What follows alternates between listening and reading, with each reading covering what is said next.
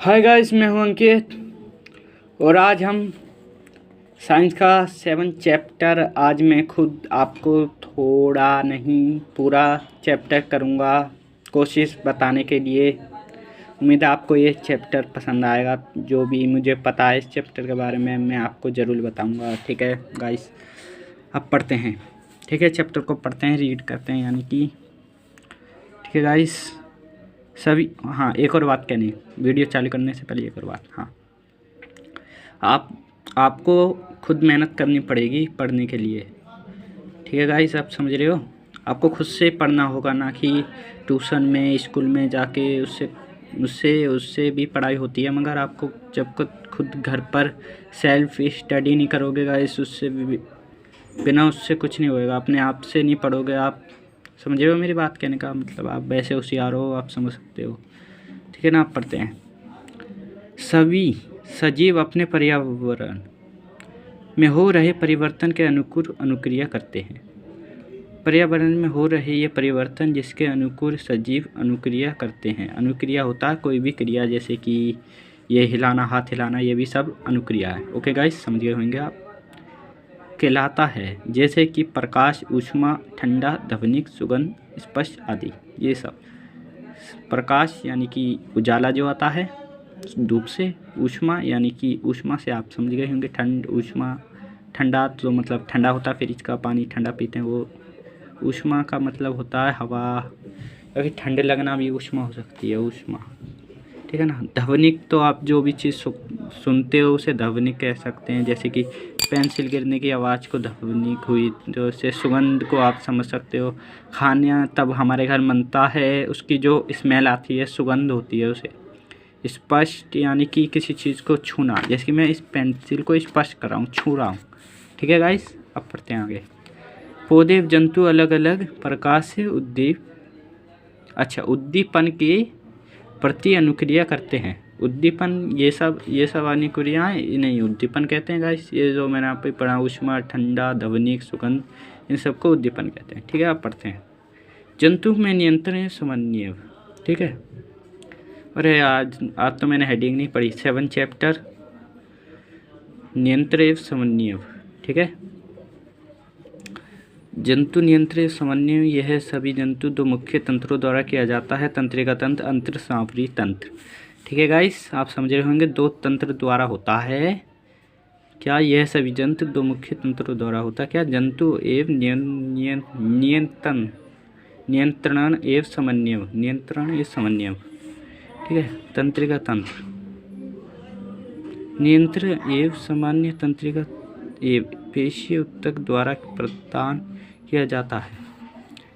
तंत्रिका कोशिका या न्यूरॉन के एक संगठित जाल का बना होता है और यह सूचनाओं की विद्युत आवेग द्वारा शरीर के एक भाग से दूसरे भाग तक ले जाता है। विद्युत को आप समझ सकते हो, बिजली के करंट हमें लगता है, ऐसे ही हमारे पूरे दिमाग को पता चल जाता है हम कि इसमें करंट है। ऐसे ही हमारा पूरा हाथ हटा लेते हैं पीछे, तो हमारे पूरे दिमाग के पूरे शरीर के पुर्जे को एक एक पार्ट को पता चल जाता है कि इसमें करंट है। ऐसे हम हाथ हटा लेते हैं। वैसे वही बताया गया है एक्सप्लेन करके कि ये कौन करता है? तंत्रिका तंत्र ये होता है, मानव में होता है तंत्रिका तंत्र। ठीक है गाइस, अच्छा कौन कौन से भाग होते हैं? ये सब क्रिया करते हैं जो कि उद्दीपन की अज्ञेंद्रिय में स्थित होते हैं। अज्ञेंद्रिय मतलब कि कान में सुनना, शरीर का संतुलन। ठीक है, आँख का होता प्रकाशग्राही, देखना, और त्वचा तो आप जानते हो, अभी मैंने बताया था, जैसे गर्म एवं ठंडा, स्पर्श करना, तापग्राही। ठीक है गाइस, उम्मीद है आपको वीडियो अच्छी लग रही होगी। ये इम्पोर्टेंट है, ये आता है क्वेश्चन में। ये तंत्रिका तंत्र का चित्र है। ओके गाइस, सब पढ़ते हैं। यहाँ नाक है, ये ग्रह, अच्छा सॉरी गाइस। अच्छे, पहले हम पढ़ते हैं ग्राही,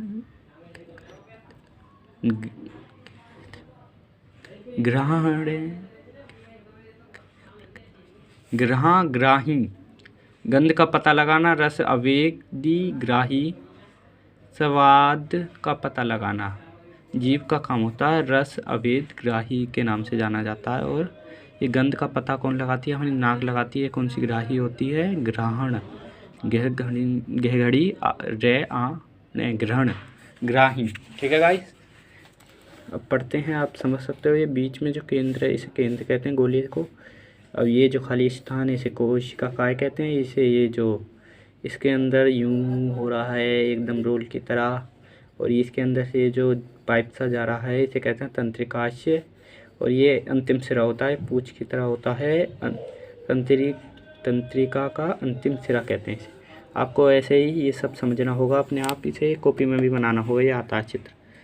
तंत्रिका कोशिका न्यूरॉन के भाग, ध्रुमिका तंत्रिका कोशिका तंत्रिका पेशी। ठीक है, इस संधि है।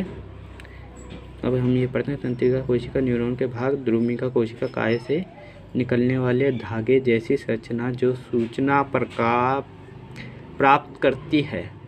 कोशिका काय प्राप्त की गई सूचना विद्युत आवेग के रूप में चलती है। तंत्रिका एक्शन यह सूचना को विद्युत आवेग को कोशिका काय से दूर न्यूरॉन की ध्रुमिका पहुंचाता है। अंतर्ग्रंथ। अब हम अंतर्ग्रंथ सिनेपस के बारे में पढ़ते हैं। आपको ये समझ में आया कुछ? ये मैंने आपको बताया था ना अभी, वही है ये। बस एक बार, यह सूचना के विद्युत आवेगों के कोशिका काय से दूसरी कोशिका न्यूरॉन की ध्रुमिका पहुंचाते हैं। अंतर्ग्रंथ सिनेपस यह तंत्रिका के अंतिम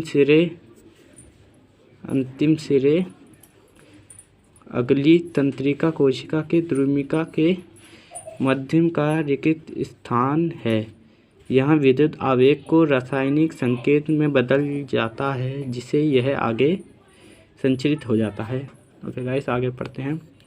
थोड़ा बहुत आपके समझ में आया। प्रवर्ती क्रिया किसी उद्दीपन के प्रति तेज व अचानक की गई अनुक्रिया को प्रतिवर्ती क्रिया कहते हैं, यानी कि अचानक से की गई हुई।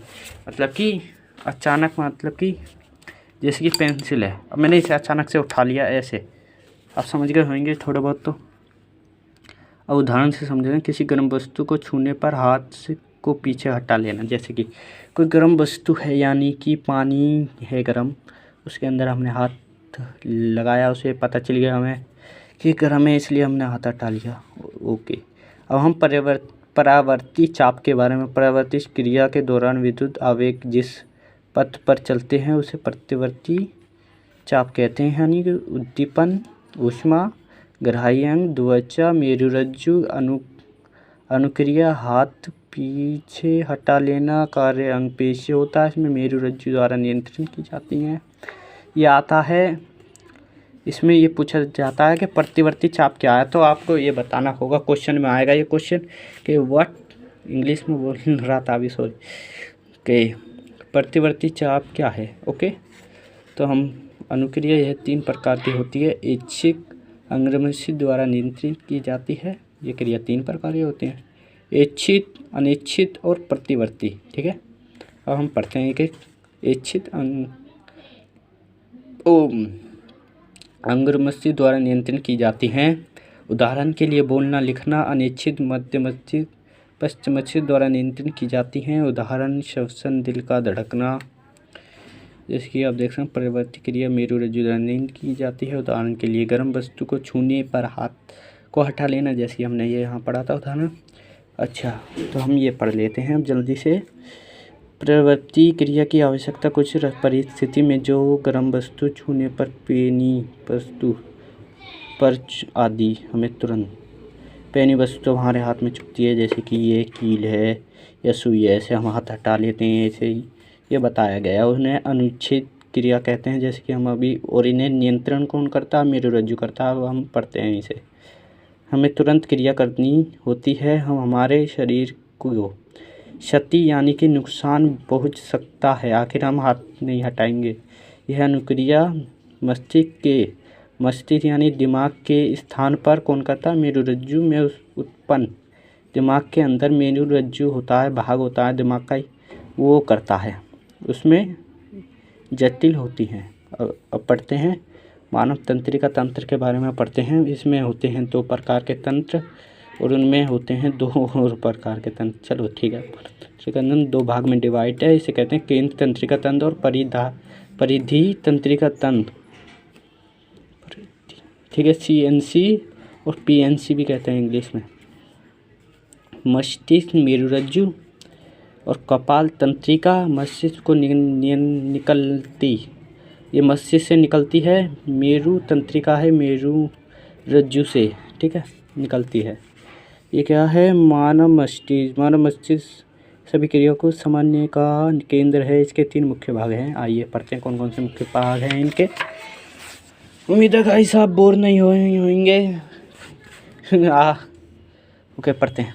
3 भाग होते हैं, अंग्र मस्तिष्क, पश्चिम मस्तिष्क, नहीं गड़बड़, अंग्र मस्तिष्क, मध्य मस्तिष्क, पश्चिम मस्तिष्क। अंग्र मस्तिष्क है मस्तिष्क का सबसे अधिक जटिल एवं पश्चिम भाग है। ये प्रस्थित है कार्य देखते हैं इसके कार्य, मतलब कि इसका क्या कार्य है आपके। ओके, आप समझदार हो। मस्तिष्क का मुख्य सोचने वाला भाग होता है, इच्छित कार्य को नियंत्रित करता है। इच्छित कार्य आप समझते हो, जैसे कि मैं ये अपनी इच्छा से ये उठा रहा हूँ, एकदम ये सुई ये मिर्च चुप गई, इसे इच्छित कार्य कहेंगे। ओके, ठीक है।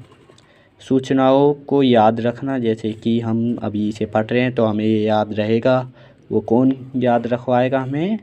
अंग्र मस्तिष्क, ठीक है गाइस। शरीर के विभिन्न हिस्सों में सूचनाओं को एकीकृत करना एवं उनको संयोजन करना। भूख से संबंधित, भूख लगती है तो हमें वो भी अंग्र मस्तिष्क करता है दिमाग के स्थान पर। दूसरा बी पढ़ते हैं तो हमें उसे कहते हैं मध्य मस्तिष्क, ठीक है। मध्य मस्तिष्क अनिच्छित क्रियाओं को नियंत्रित करता है, जैसे कि पुतली, इसमें बोला गया पुतली क्या होता है? ये होती है हमारी आँख हो गई। आँख के अंदर जो कंचे से होते हैं पुपली कहते हैं उसे, ठीक है गाइस, जो कि आप 11वें चैप्टर में पढ़ेंगे, ठीक है गाइस। पुपली के आकार में परिवर्तन, सिर तो आप जानते हो, गर्दन, सिर, ठीक है गाइस, आदि को परिवर्तित करती है कौन? मध्य मस्तिष्क। पश्चिम मस्तिष्क के 3 भाग होते हैं, अनुमस्तिष्क और मेरुरज्जु और पांस से क्या है? पांस, ओके, पांस। ओके गाइस, पढ़ते हैं पहले, ठीक है। यहाँ से अनुमस्तिष्क शरीर के स्थित तथा संतुलन बनाना, इच्छित क्रियाओं को परिशुद्ध। उदाहरण देख लेते हैं। पेन को उठाना, पेन को उठाया, ये किसने करा? अनुमस्तिष्क, जो किसका भाग है? पश्चिम मस्तिष्क। 3 भाग में डिवाइड होता है, अनुमस्तिष्क, मेंडुला और पांस, ठीक है गाइस। अब मेंडुला के बारे में पढ़ते हैं। अनिच्छित कार्यों को नियंत्रण के, जैसे रकत, सॉरी गाइस, मैंने मजाक करा आपसे, भवन आदि। रकत हमारे मतलब कि खून के अंदर जो खून चलता है यहाँ से, जैसे कि हमारे शरीर के अंदर खून चलता है हाथों से, जैसे कि ये हमारा हाथ है और इसके अंदर हमारा खून चल रहा है, नसों द्वारा ही तो चल रहा है हमारा खून, आप समझ गए होंगे। वो कौन करता है? मेंडुला। अनिच्छित कार्य को नियंत्रित, जैसे कि रकत, बम आदि, रकत को चलाने का काम कौन करता है? ऐसे करके कौन करता है हमारे? वो करता है मेंडुला। अब पढ़ते हैं पांस, पढ़ते हैं अनिच्छित क्रियाओं, जैसे कि श्वसन का नियंत्रण। हम सांस लेते हैं गहरी ऐसे करके सांस लेते हैं ना हम। अनिच्छित क्रियाओं जैसे श्वसन का मतलब ही सांस लेने से होता है, क्रिया होती है, ठीक है। सांस लेने की क्रिया को हम श्वसन क्रिया कहते हैं। आपको समझ में आया? ठीक है। मस्तिष्क के आपको चित्र बनाना होगा, इम्पोर्टेंट है गाइस, जो कि पेपर में आता ही आता है। ये सब इसके हिस्से हैं। अगर मस्तिष्क है, हाइपोथैलेमस है, पीयूष ग्रंथि है, पश्चिम मस्तिष्क है, पांस यहाँ होता है, मेंडुला है, अनुमस्तिष्क है, मेरुरज्जु है, मध्य मस्तिष्क है, कपास खोपड़ी है, प्रमस्तिष्क। ओके गाइस, पढ़ते हैं मस्तिष्क मेरुरज्जु की सुरक्षा। मस्तिष्क एक हड्डियों के बॉक्स में अवस्थित होते हैं। बॉक्स के अंदर तरल पूर्ति गुब्बारे में मस्तिष्क होता है, जो प्रघात अवशोक का कार्य करता है। क्या का काम करता है? अवशोक अपराध प्रघात अवशोष का कार्य करते हैं। मेरुरज्जु मेरु की सुरक्षा कशेरुगंध रीढ़ की हड्डी करती है। मेरुरज्जु की रक्षा कौन करता है? सुरक्षा करता है केशुगंधड़ रीढ़ की हड्डी।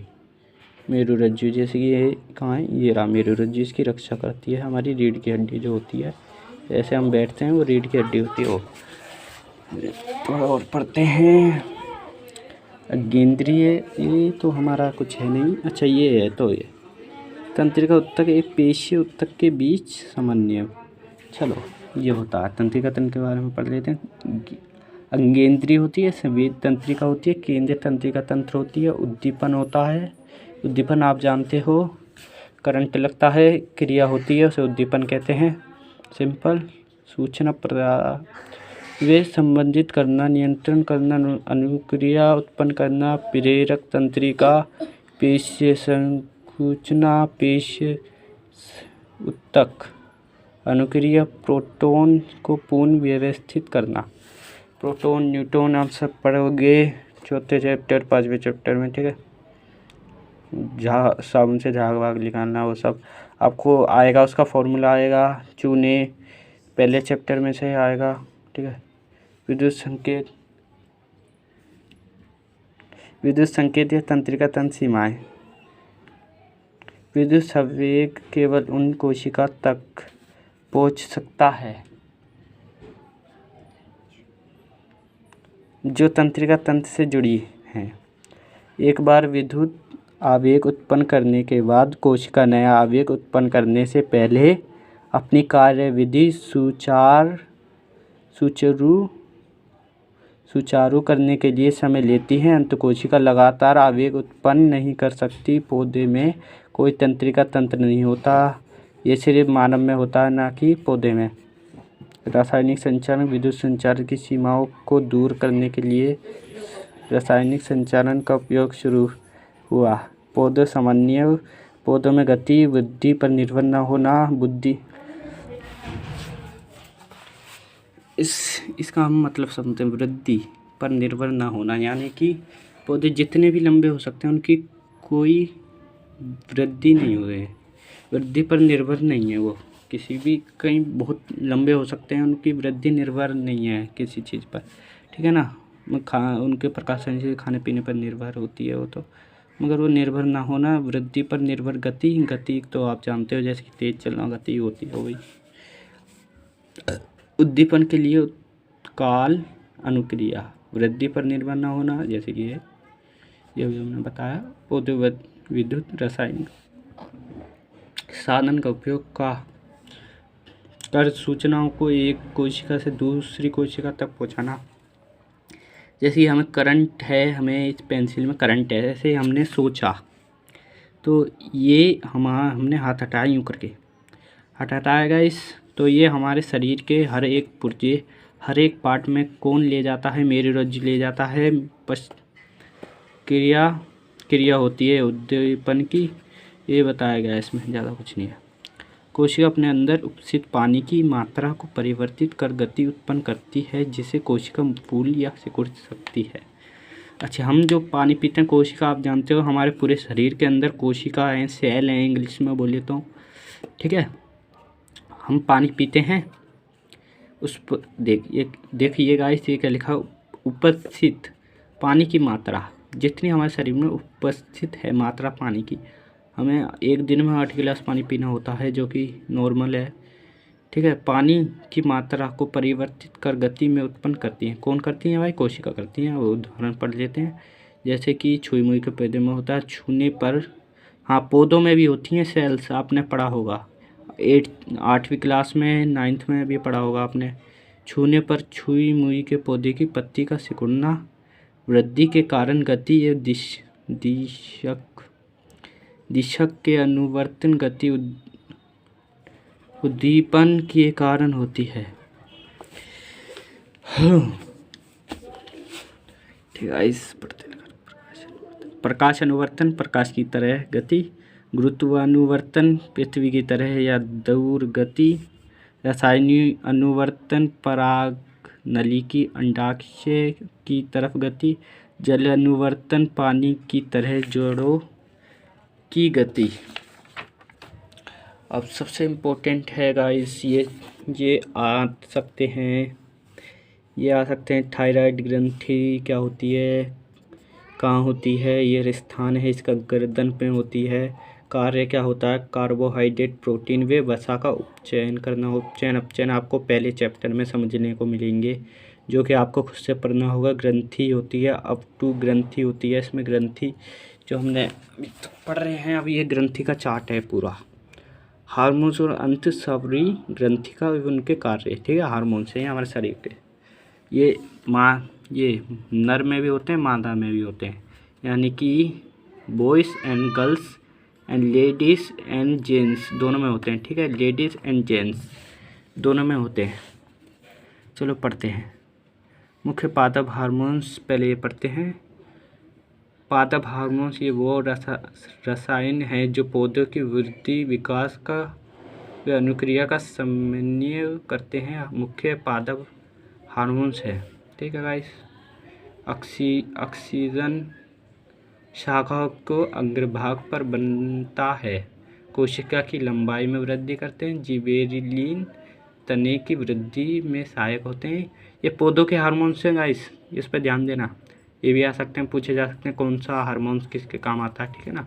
जो ऐसे कि हम पढ़ रहे हैं अभी, जिबेरेलिन तने की वृद्धि में सहायक होते हैं। मतलब कि तना होता है पत्ती का, ऐसा तना सा ये जा रहा होता है, इसकी वृद्धि इसकी लंबाई पर होते हैं, ठीक है। साइटोकानिया कोशिका विभाग तीव्र करता है। अभी कोशिका विभाग तीव्र मतलब कि तेज करता है। कोशिका जो हमारे शरीर में होती है, ऐसी पौधों में भी होती है। तीव्र यानी कि तेज गति, तेज, ठीक है, तेज करते हैं ये विभाग, तीव्र करते हैं। फल वे बीज में अधिक मात्रा में पाए जाते हैं। फल, अच्छा, अब ये कहाँ पाए जाते हैं, फल होते हैं, सब्जी होते हैं। सब्जी बोने के लिए भी पहले हमें फल खरीदना होता है, फिर उसमें बीज बोना पड़ता है। ऐसे फल में होते हैं और फल, अच्छा फल, सॉरी गाइस मैंने कुछ और बता दिया आपको। फल यानी कि जो हम फल खाते हैं उनमें हो सकते हैं बीज किस किस फल में होते हैं आपको सही से पता होना चाहिए, ये बहुत सिंपल है। और सब्जी में बीज हो सकते हैं, आपको ये भी पता होगा। फल में किस में बीज होते हैं, तरबूज हम खाते हैं उसमें बीज होते हैं। सब्जी में किस में बीज होते हैं, घी में बीज हो सकते हैं। और सिंपल सा बात है, कद्दू में बीज हो सकते हैं, इसे हम सीताफल के नाम से जानते हैं, ठीक है गाइस। तो मैं थोड़ा थक गया हूँ, मगर फिर भी मैं आपको पढ़ा रहा हूँ, ठीक है। आपको ये पहली चीज़ आपको ये याद करना होगा, ठीक है गाइस। ये इम्पोर्टेंट है, ये मैं आपको बता रहा हूँ। इसे आपको अपनी, या तो आप इसका स्क्रीनशॉट ले लें, आपको नहीं है तो किताब, आपको ये याद करना होगा, ये इम्पोर्टेंट है। अब हम पढ़ते हैं जंतु में हार्मोन्स। पहले ये पढ़ लेते हैं अमल। एबीसिक अमल के वृद्धि, संतमन, पत्ती का मुरझाना, पत्ती तना मुरझाना। कौन सा हार्मोन्स करता है, अमल होता है इसमें। एबीसिन अमल होता है, जो तना हार्मोन्स होता है। वृद्धि का, जो पत्ती मुरझा जाती है, पत्ती होती है मुरझा जाती है पत्ती, ठीक है गाइस। क्यों, इसमें अमल, ये वाला अमल होता नहीं है, और पानी नहीं मिलता तो सिकुड़ जाती है। आप समझ रहे हो मेरी बात, ठीक है। ये वो रासायनिक हैं जो जंतु की क्रिया, विकास एवं वृद्धि का सामान्य करते हैं। अंतःस्रावी ग्रंथि हार्मोन्स, ये वो ग्रंथि है जो अपने उत्पाद रक्त में प्रवृत्ति करती हैं। जो हार्मोन्स अंतःस्रावी ग्रंथि एवं उनके कार्य। आपको इसका स्क्रीनशॉट लेना है, क्लियर से बता रहा हूँ एक और बार, ठीक है गाइस। अब आते हैं इस पे, आपको मैंने इसके बारे में बता दिया। ये ग्रंथियाँ ये कहाँ स्थित होती हैं शरीर के अंदर, नर और मादा में, तो यही दिखाया गया है। और हम इसके बारे में पढ़ते हैं, ये बहुत क्वेश्चन है, ये आता ही आता है कि आयोडीन नमक खाने की सलाह हमें क्यों दी जाती है। ये क्वेश्चन इम्पोर्टेंट है, तो ये आपको ये पढ़ना होगा। अच्छा, अप टू ग्रंथि, अच्छा एक बार और समझ लेते हैं। अप टू ग्रंथि कहाँ है, हमें देखनी होगी। ग्रंथि में अप टू ग्रंथि पहली है थायराइड हार्मोन्स होता है। इसमें कौन सा, अच्छा थायरॉक्सिन होता है हार्मोन्स। अब टून ग्रंथि होती है गर्दन में होती है, आप समझ सकते हो ये गर्दन एरी, ठीक है गाइस, एरी गर्दन, गर्दन के अंदर एरा, ठीक है। अब टू ग्रंथि है ये गर्दन में, ये यहाँ है गर्दन में, ये देख सकते हो आप भी गर्दन में आपको दिख रही होगी एरी, ठीक है गाइस। और दोनों में होती है नर और मादा में ये, ठीक है गाइस, गर्दन में होती है। इसका काम क्या होता है, कार्य देखते हैं हम। कार्बोहाइड्रेट प्रोटीन व वसा का उपचयन। कार्बोहाइड्रेट आप जानते हो क्या होता है, कार्बोहाइड्रेट होता है खाना, गेहूँ, चावल और आलू, ये सब होते हैं कार्बोहाइड्रेट, ठीक है। आपको पता होना चाहिए कार्बोहाइड्रेट क्या होता है, ठीक है। आयोडीन युक्त नमक आवश्यक है। अब टू ग्रंथि, थायराइड ग्रंथि को थायराइक्सन हार्मोन्स बनाने के लिए आयोडीन की आवश्यकता होती है। थायरॉक्सिन कार्बोहाइड्रेट, वसा तथा प्रोटीन के उपचयन का नियंत्रण करता है, जिससे शरीर की संतुलित वृद्धि हो सकती है। अंत अब टू ग्रंथि के सही रूप से कार्य करने के लिए आयोडीन की आवश्यकता होती है। आयोडीन की कमी से गला फूल जाता है, जिससे गायट बीमारी हो सकती है। जैसे कि एक बीमारी और हो सकती है, आपने आजकल बहुत सुना होगा, ये क्वेश्चन आएगा ही आएगा, मैं कह रहा हूँ इम्पोर्टेंट है गाइस, इम्पोर्टेंट क्वेश्चन, क्योंकि आजकल बहुत बीमारी फैल रही हैं। जैसे कि आप जानते ही हो मधुमेह एक नंबर 1 बीमारी है जो कि पूरे वर्ल्ड में फैली हुई है। आजकल तो कोविड-19 भी फैला हुआ है, मगर ये बहुत बीमारी है जो कि होती है, ठीक है ना। इस बीमारी में रक्त में शुगर का स्तर बढ़ जाता है। कारण अग्नाशय, यानी कि अग्नाशय होता है पेट, अब देख सकते हो अग्नि यहाँ तो है नहीं, अग्नाशय, अच्छा अग्नाशय ये चीज़ है, ठीक है गाइस, सॉरी पेट बोल दिया मैंने, पेट को अमाशय कहते हैं, हाँ ठीक है, इसे कहते हैं अग्नाशय। अब पढ़ते हैं।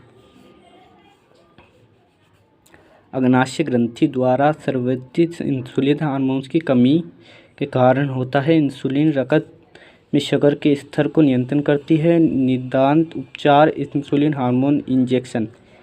शुगर हो जाता है जिस आदमी को, जिस व्यक्ति को, उसे इंसुलिन यानी कि इंजेक्शन लगते हैं, ठीक है सर, ठीक है गाइस, आप समझ रहे होंगे। पुनर्भरण क्रियाविधि, हार्मोन्स का अधिक या कम मात्रा में सर्वाधिक होना हमारे शरीर पर हानि, ये हानि क्या हो सकती है, हानि करना, हानि पहुँचाना, ये कुछ दिख नहीं रहा, सॉरी, प्रभाव डालता है।